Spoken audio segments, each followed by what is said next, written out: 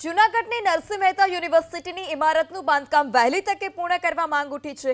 નવી ઇમારત બનાવવાની કામગીરી છેલ્લા 5 વર્ષથી ચાલી રહી છે, જેને લઈ એનએસયુઆઈએ અનેક વખત રજૂઆત કરી। ત્યારે ફરી એકવાર એનએસયુઆઈના પૂર્વ જિલ્લા પ્રમુખ યુગ પુરોહિતે ઇમારતનું કામ પૂર્ણ કરવા માંગ કરી। જો કે હાલ તો યુનિવર્સિટીના ભવનના તમામ અભ્યાસક્રમ સરકારી એન્જિનિયરિંગ કોલેજ માલિકી હેઠળની ઇમારતમાં થઈ રહ્યા છે, જેને લઈ યુનિવર્સિટીના કુલપતિ ચેતન ત્રિવેદીએ કહ્યું કે કોરોના કાળને કારણે કામમાં વિલંબ થયો હતો।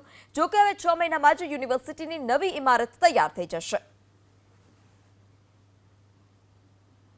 જે પણ આનો સમયગાળો જો કદાચ વીતી ગયો હોય તો આ દરેક જે કોન્ટ્રાક્ટર છે તેને દંડ કરવામાં આવે અને વિદ્યાર્થીઓને વિદ્યાર્થી આગેવાનોની ખાસ તો એ રજૂઆત છે કે જલ્દીમાં જલ્દી આ યુનિવર્સિટીનું કામ પૂરું કરવામાં આવે અને સામે નવી યુનિવર્સિટી જે બની રહી છે તેનું લોકાર્પણ વિદ્યાર્થીઓને માટે ચાલુ કરવામાં આવે, તેથી ક્યાંક ને ક્યાંક વિદ્યાર્થીઓને મુસીબતોનો સામનો ન કરવો પડે।